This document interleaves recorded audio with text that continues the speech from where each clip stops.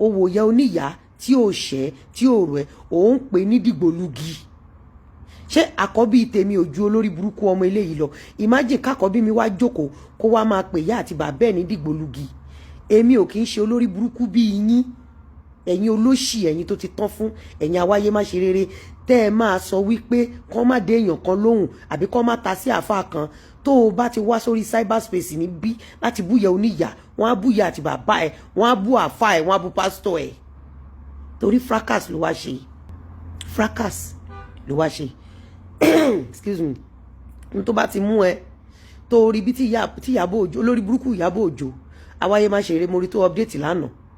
Ìyábọ̀ update yẹ nígbà tó ń báyé bàbá Ìjẹ̀ṣà jẹ́ show silent Ìyábọ̀ Alice Òjó ńgbà tó ń rán Ìjẹ̀ṣà lọ ẹ̀wọ̀n show silent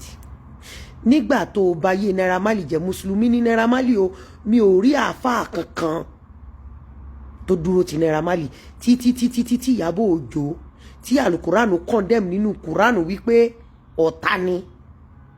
títí tó fi báyé Naira Marley ò kí ń pa irun jẹ́ o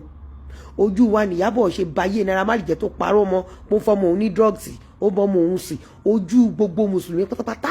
nìyábọ̀ Òjó ṣe mú ọ̀pọ̀lọpọ̀ mùsùlùmí wálẹ̀ mi ò rí olórí burúkú kankan nínú yín sórí jẹ́ ń sọ fún ẹ ẹni tí ò yáni lówó tí ò yáni láṣọ kò kí ń pe ní lárugún reason mo ṣe ń ṣe show yìí láàárọ̀ yìí ni wípé sórí ọmọ ṣéwù yìí mo ti ń de ọmọ yìí tipẹ́tipẹ́ mo ti wá ń de àwọn àáfàá tó súnmọ́ tipẹ́tipẹ́ kẹ́ ẹ gbọ́ mi mo ti ń sọ kò wá sọ́dọ̀ mi ìwọ tó sọ pé please remove this man ó máa ṣankú kọ́dún yìí tó tán ó máa ṣòfò ẹ̀mí ni so kí ni ó special lára máa yìí mo fẹ́ mọ̀ nǹkan tó special lára máa yìí tó dúró ti olórí burúkú ọmọ yìí mo mọ̀ pé kò kí ń ṣe bàbá ẹ̀ mo mọ̀ pé bàbá yìí kọ́ ni bàbá ẹ̀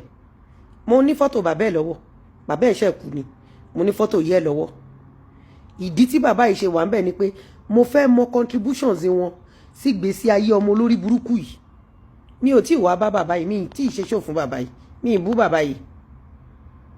mo kàn fẹ́ mọ̀ wípé kí ni contribution titi wọn láti stop olórí burúkú ọmọ yìí láti lọ máa bú àwọn tí ò ṣẹ̀ mo fẹ́ béèrè lọ́wọ́ bàbá yìí pé alẹ́ mo ṣe ń bọ́ àṣẹ ṣò fún wọn mo fẹ́ béèrè lọ́wọ́ bàbá yìí wípé ṣé ohun tànàbí sọ fún wọn pé kán máa fi pe èèyàn sí ọ̀nà ìsìláàmù lórí burúkú ọmọ ṣéwù yìí ṣe tí mo fẹ́ béèrè nìyẹn nǹkan tí mo fẹ́ béèrè nìyẹn bàbá yìí bó ṣe wà yìí pẹ̀lú ọmọ tó dúró tì yìí mo fẹ́ mọ contribution bàbá yìí pẹ̀lú ọmọ lórí burúkú yìí mo fẹ́ because tírú bàbá yìí bá ti pe ọmọ ìsẹ́yìn pé wá wọ́n ṣe ń pè èèyàn sí ọ̀nà ìsìláàmù kọ́ rèé a kì í fi ìsìláàmù ṣe ìkà ọmọ lórí burúkú yóò ní graduate débi pé á jí á wá sọ pé ìyá oníyàá dìgbòlugi ni sórí gbogbo ẹ̀yin àáfàá tẹ́ súnmọ́ ọmọ yìí mo máa hùwà dìgbòlugi fún yín ẹ̀ sùn bàbá ẹkún the reason why I am doing this show ni wípé nígbà tí àwọn èèyàn bá jí tí wọ́n ń wá àti jẹ àti mu àti jẹ́ nìyàn lọ ẹ̀yin kan máa jókòó sí kọ́nà kan ẹ̀yin ò níṣẹ́ ṣe ẹ wá máa ba yí àwọn tó ń ṣiṣẹ́ jẹ́ ẹ ṣe yẹn lé ní ẹlẹ́ẹ̀kejì ni pé lórí cyberspace èèwọ̀ ni kó lọ fún ìyá oníyàá èèwọ̀ ni kó lọ fún bàbá oníbàbá tó o bá fẹ́ ṣe content lọ fi àwọn family member ẹ àtàwọn olórí burúkú àfà tó kó ẹ tí ò tọ́ ẹ. tó ẹ̀yin èèyàn wa ẹ̀ mà ti gbọ́ àwọn ọ̀rọ̀ yìí tí Lizzy Anjorin tí ó sọ sí ọmọ Shehu nínú fídíò yìí ẹ gbọ́ àwọn èpè èyí tí ó fi ránṣẹ́ sí àwọn àáfàá èyí tí ó kọ́ ọmọ Shehu ní iṣẹ́ eléyìí mà wà lágbára o. lọ fi wọ́n ṣe content